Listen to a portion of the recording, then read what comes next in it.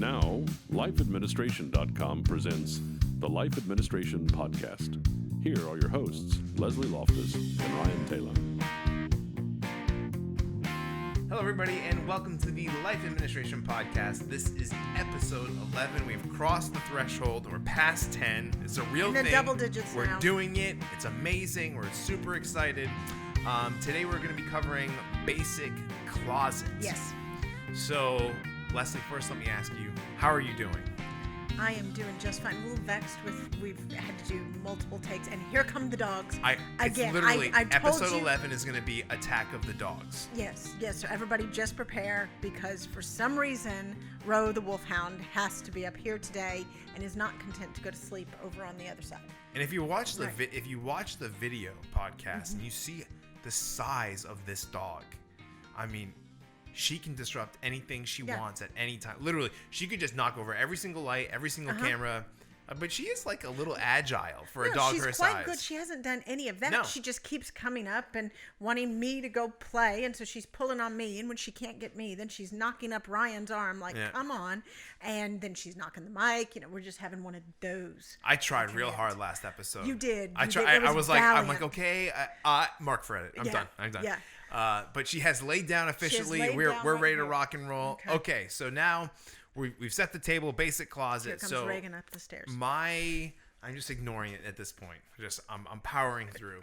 Go. So my sort of experience with closet is I set my closet. I think a lot of people are this way. You know, maybe you move into your new house, like, here's my closet, isn't it so amazing? Da, da, da, da. And then for me, 3 weeks later, it's not amazing. I typically have done laundry with my toddler, and her definition of laundry is like take all the clothes that are already hanging and pull them down.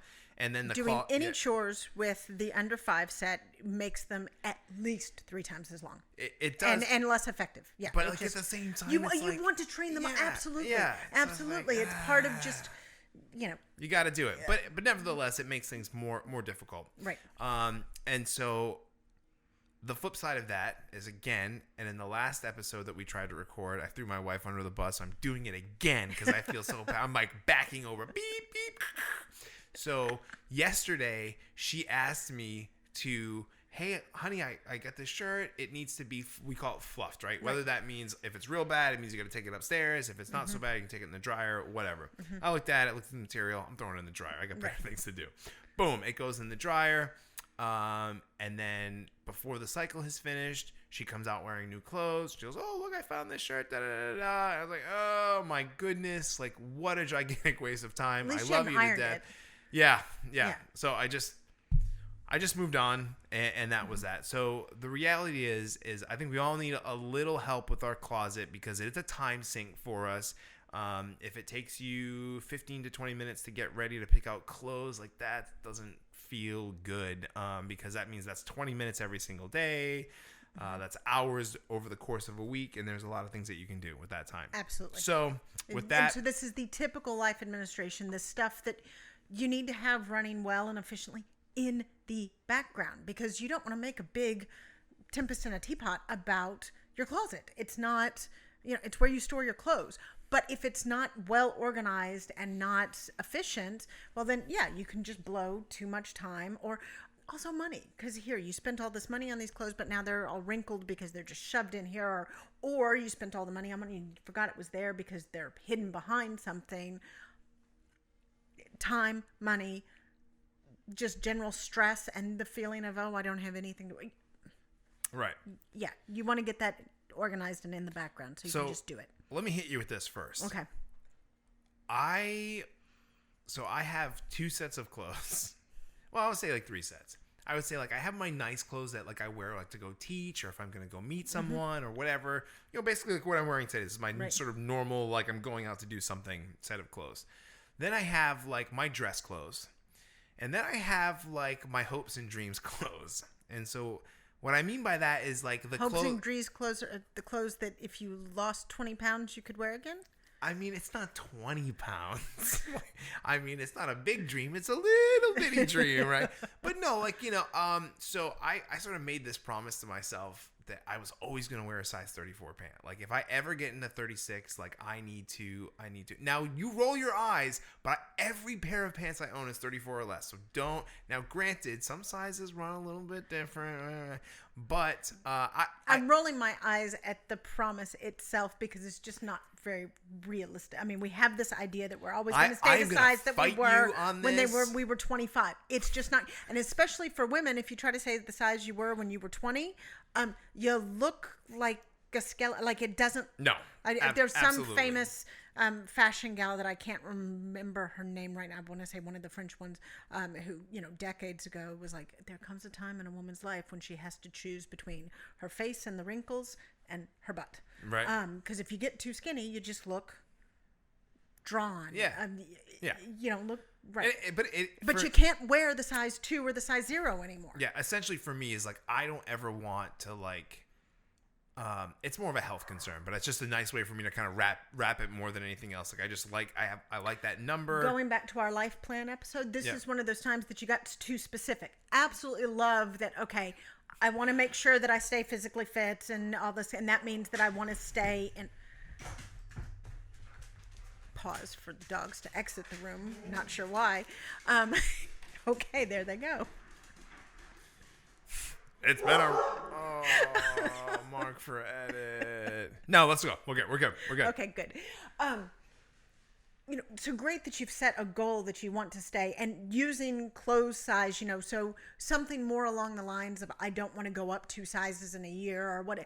But by saying, no, I never want to be bigger than a size 34 pant, it's just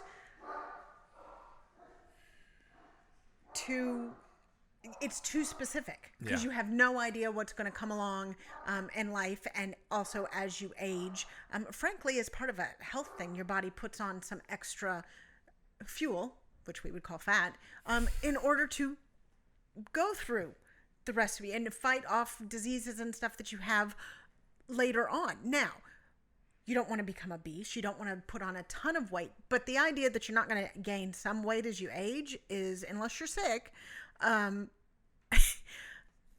just not very realistic. So you got a little too specific. We're gonna have to agree to disagree here, because I adamantly feel that that we put things in our body that are just so terrible for us that we can control, right? So I don't even want to get into it, but like there are so many different like fad diets and do this and do that, and like the reality is like it's the law of thermodynamics. Your body burns X. Right. You take in X. But your body burns X differently at 25 than it does at 35 than it does at 45. Right, totally. Right. And I'm hip to it, right? Mm-hmm. But that also means that being aware of that, I need to change my eating habits in accordance to the way that my body is changing as well.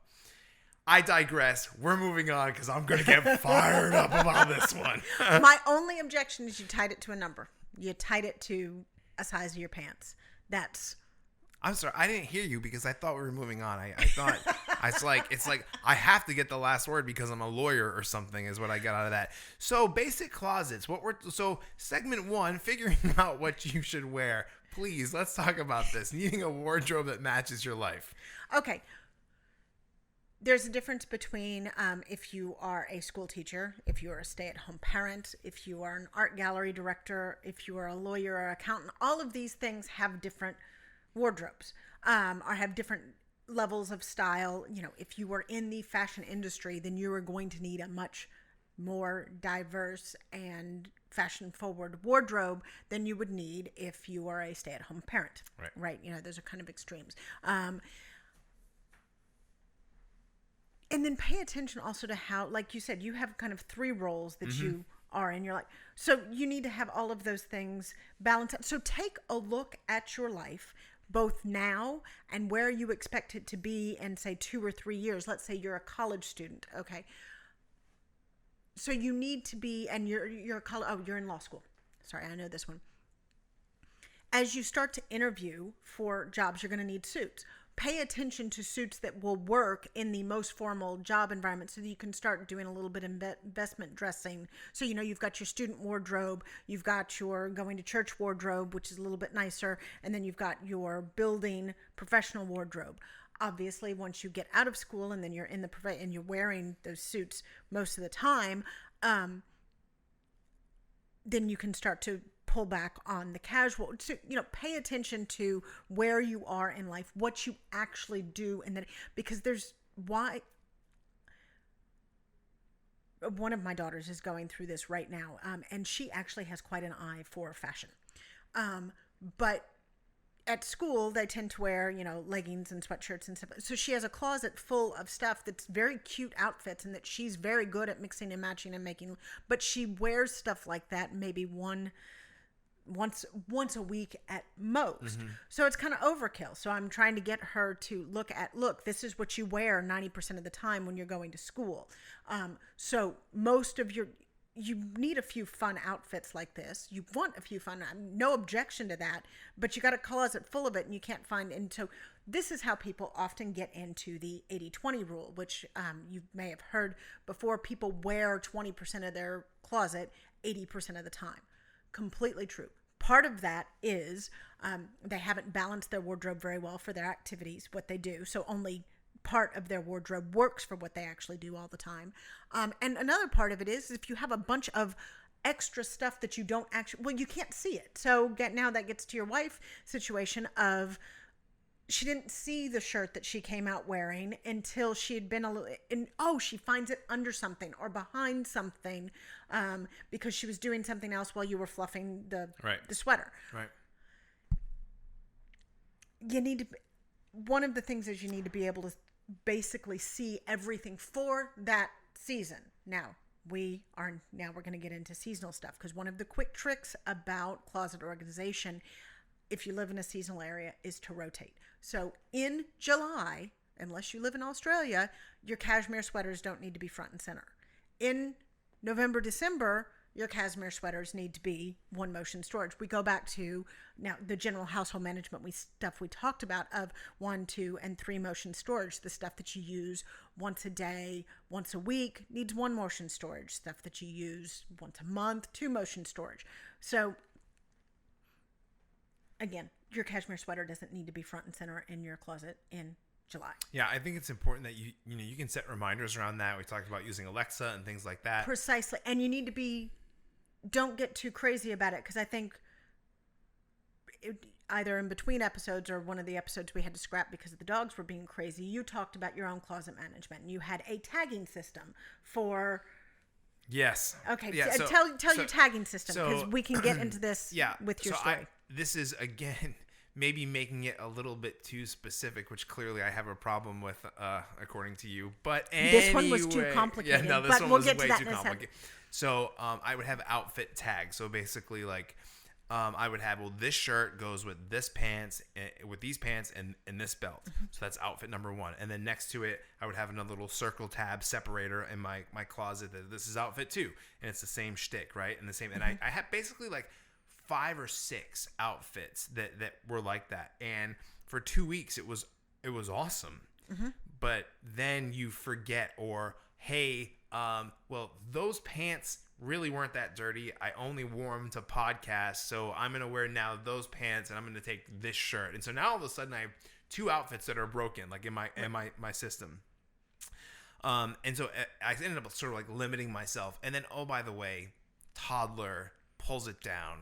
Got to do the whole thing over again. So now all the tabs are just squished onto one side, and all the clothes are just hanging in no sort of discernible fashion, except maybe like shirts are all with shirts, shorts are all with shorts. But again, I sort of think back to that 80-20 thing that you said, and what I honestly and I desperately need to do is I got to go through my closet and just say, like, I don't need this ananymore. Like, there are clothes 100%. Like, I know we were joking earlier about like my hopes and dreams section, but there are some things that, like, it ain't happening, baby. Like, that shirt you wore when you were 15 years old, it's time to let it go. Like, Ryan. I know, and I'm being honest and I'm being vulnerable because I'm just telling you, like, this is what's happening in my closet, and I know I can look at Sean over there, and I guarantee you that there's like a Donkey Kong T-shirt from 1999 that's sitting in there. No, you do not have it on right now. Hasn't. Oh my God, it's not even planned. That was 100% real. It's fabulous. I Donkey can't Kong believe it. t-shirt. I can't believe it. Okay. And it's anyway, holy cow. And he totally did it like Superman Yeah, because he he's did. wearing a He button did. It down was today, amazing. and yeah, Unbelievable. Superman opening up Donkey Kong. So Nintendo. that shirt has been in the closet for, we're 20 years probably, somewhere around Yeah, that. he's bright He's just red hanging now. his head in shame, right? And so anyway, so there are clothes like that we have that need to find a home someplace else, right? Whether that's a donation thing or recycling, whatever. So I need to do that. Right. That's got to be job one for Well, me. here, I'll give you a few. Can I say one more thing? Yep. Pro tip for guys, because we just talked about building your professional wardrobe. Make an Oh, I know this investment. one. Yes.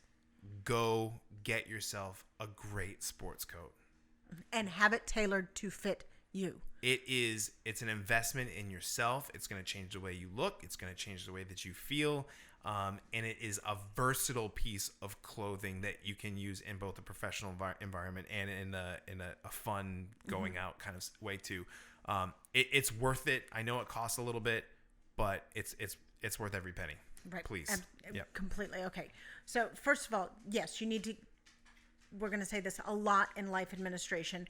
I usually say it in reference to paperwork. You got to get the clutter out so you can even see what's going on. So in general, unless you were doing high-end investment dressing, so like the black pair of trousers that are tailored to you. Okay, yes, those will last as long as the fabric actually lasts, unless you got a super specific fashionable cut, which you don't do in investment dressing. You get the traditional. Other than that, even for men's clothes, everything that's 10 years or older, that's not the total classic, that can go. Stuff, I'm all about I'm supportive of wishful dressing. So, the clothes that are 2 sizes smaller, as we just talked about earlier, keep 2 or 3. Yeah. Keep 2 or 3 of your favorites. Also, I'm finding now that my kids are a little bit older and there are a few dresses that I kept from the days when I was a size 2. And now my daughter is, because about that time it comes around and now they're vintage and they're cool. Okay. So that's been great. So I recommend keeping a few things. Don't keep a lot of, and certainly don't, well, I'm going to be able to wear that soon. I'm going to be able to, out it goes.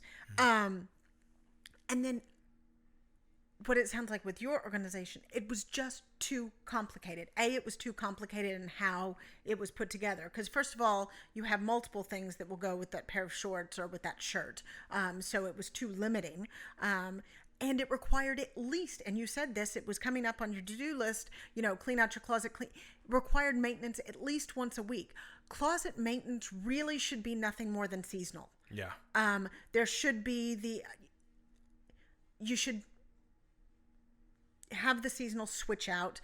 Obviously, if you live in Virginia where there's 4 true seasons, you're going to have maybe 4 switches out. If you live somewhere in Houston, you're really just going to have winter, or a little bit of winter, and summer, spring, fall switch out. But mark those, put those on your to-do list so that they come up. So let's say it's time to put out your winter clothes. Have it set for about 2 or 3 weeks before the typical first chill when you would want your sweater, so that you can have it already available. And so around here that's about October something, right? So I do on October the 1st, it's the switch out seasonal closet turnaround. Other than that, you shouldn't really need to do much with your closets. Maybe put a once a month maintenance in just to make sure you've gotten the dry cleaning bags, so you've kind of decluttered a little, because we use the closets every day, and there's the times you throw the shoes there and Here's another thing. If you're always throwing your tennis shoes at the same spot, unless it's like in the way of other things, maybe that's where your tennis shoes need to live. Like, kind of use what you've got and use what works. That's good, actually. Yeah. So, quit trying. There's a lot. Again, we get to Pinterest pressure and you see all these pictures of perfectly organized closets that it's clear nobody ever uses. And we're so determined that, my shoe shelves need to look exactly like that we don't pay attention to that. But the way that we use the closet is the shoes are over there, the handbags are over there, the belts are over there, whatever it is. Kind of, especially when you first move into a place, see how you actually use it before before you go setting and determining, well, this is what I want to do. Also, use what you have for storage stuff. So let's say you think that you want to store all your shoes in boxes, so you're going to go out to Container Store or Target or whatever. You're going to buy a lot of clear plastic boxes because, the plastic, then you can see through them, and, the shoe boxes and they're also uniform size, so they'll stack better. First of all, try storing the shoes in their actual shoe boxes because, one, you already have them. They're free. They came with the shoes. To see if you're actually one of those people that will use. There's tons of people that just won't go bother through. So that's how you end up wearing 80% or 20% of your wardrobe 80% of the time, because you've got 3 pairs of tennis shoes and a pair of flip-flops or something that are out because those are not the nice shoes and you don't store those in the boxes. But when it comes time to get ready in the morning, you're kind of groggy and you've only had a half a cup of coffee and the baby's calling you and you're running a few minutes late and you're grabbing the tennis shoes because they're already out. Yep, absolutely. So see if you are even going to use the boxes before you go off and buy the organizer of the boxes. So I want to rewind just because that was a lot of good information. So sorry, but, I just no, it's boom, good. boom, boom, It's boom, good. So I just kind of got 3 major points there that I just want to make sure that we refresh. Number 1, kind of a seasonal schedule, right? Understand, hey, seasons change. What a shocker. And then adjust your closet to that. 2, got to get rid of some of the clutter. Yep. Right? There's nostalgia. I get it. But there's things that just they need to go. Unless you're going to galas all the time, you really only need, a little black dress and maybe one formal thing. Yeah. There's no reason to have all of the fancy dresses.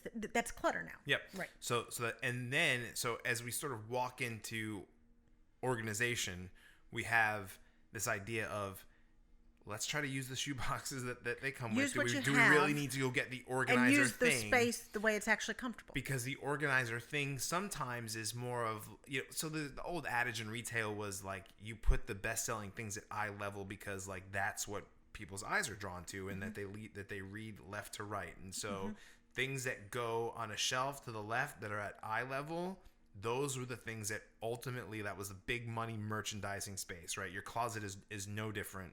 When you walk in, you're going to look to the left and you're going to go this way. If things are up above, if things are down below, if you have a special, like, oh, this container is so cute, like, but you're not going to open it.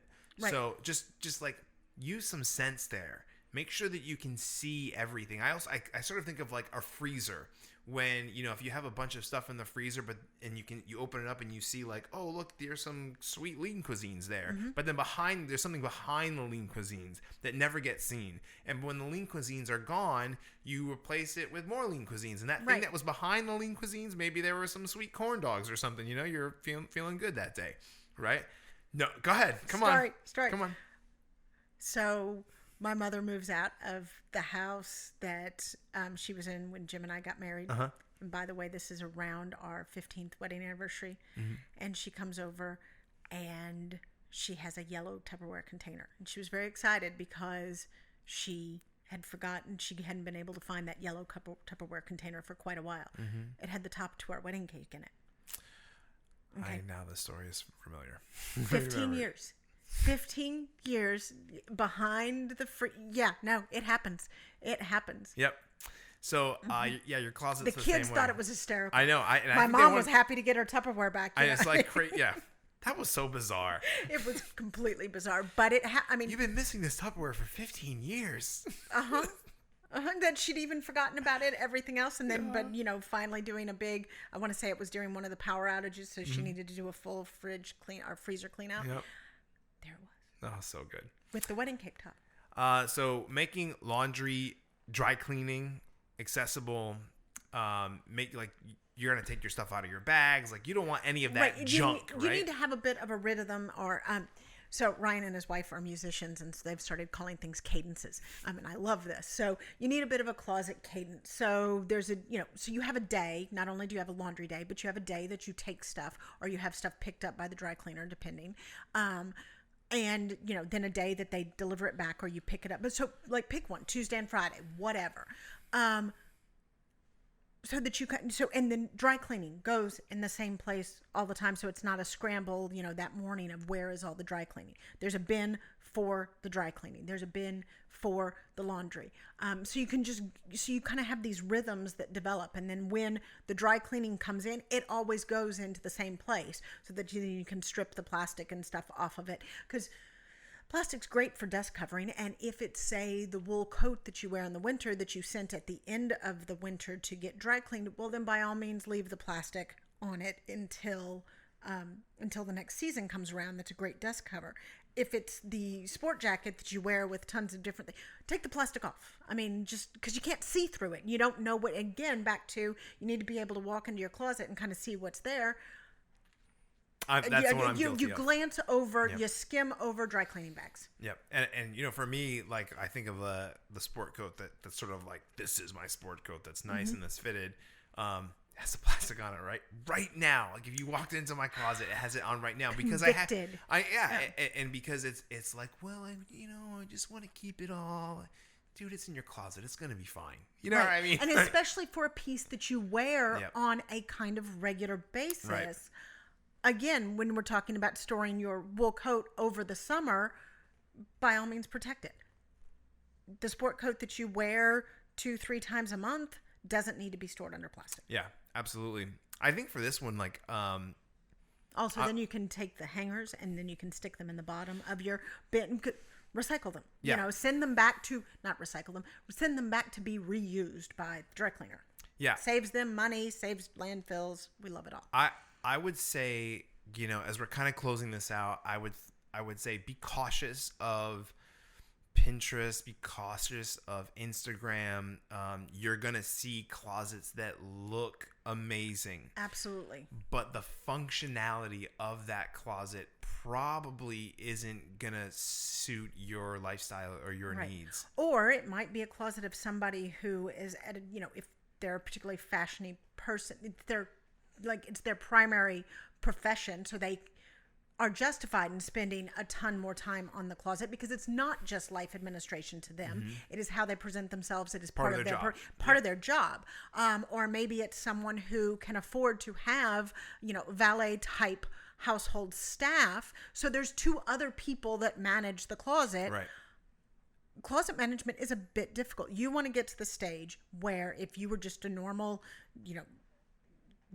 person working in accounting with 2 kids and a spouse, and then you need to have seasonal major maintenance, maybe once a month, just tidy up maintenance, and then, getting in the dry cleaning and the laundry. Because frankly, just getting in and out laundry and dry cleaning, that's a couple times a week. I mean, you're spending a lot of time on your closet.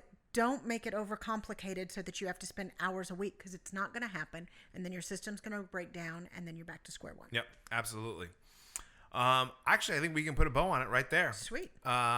So is there any final things that you have that you would want to talk about? Any sort of hidden tips or tricks that come to the top of your head or anything like that?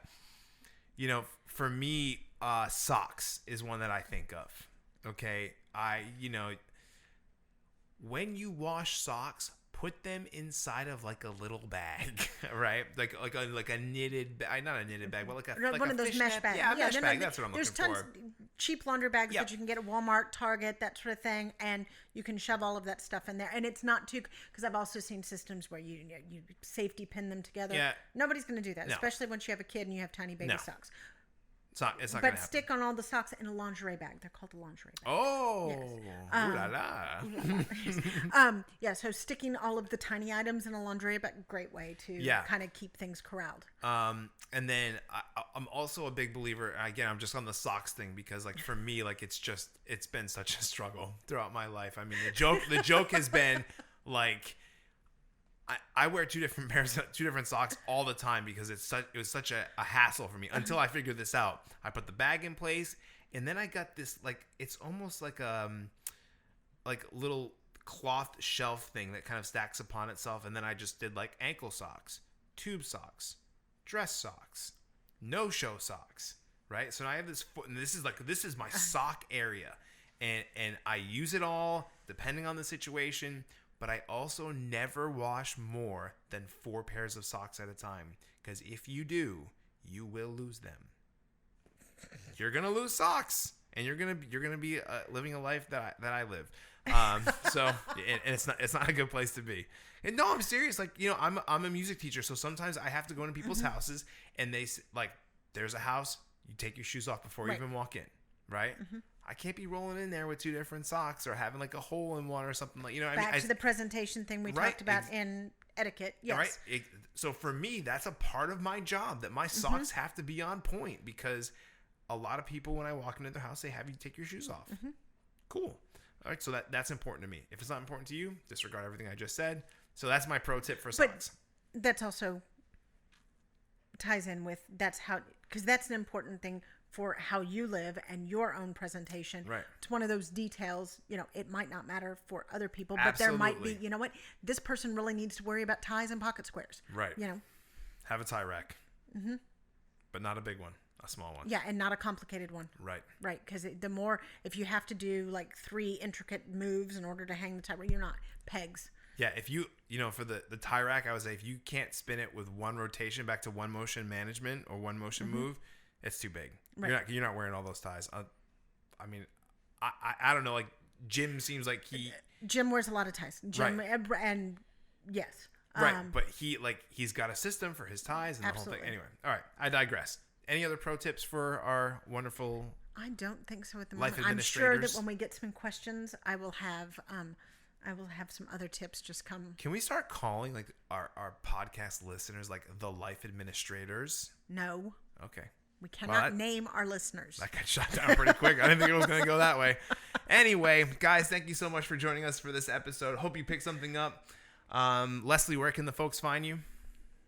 I will occasionally be on Twitter at Leslie Loftus TX, but mostly I will be on the website answering comments, emails, that sort of thing. Yes, we love the feedback. We love the questions that you guys are sending. We're, again, super thrilled. So just keep them coming. We're just excited to keep talking to you, engaging with you guys. So if you have any questions for me, you can find me at Ryan Tailon, RyanTaillon. Thank you so much for being with us, and we will see you guys in the next one. Peace. And also with you.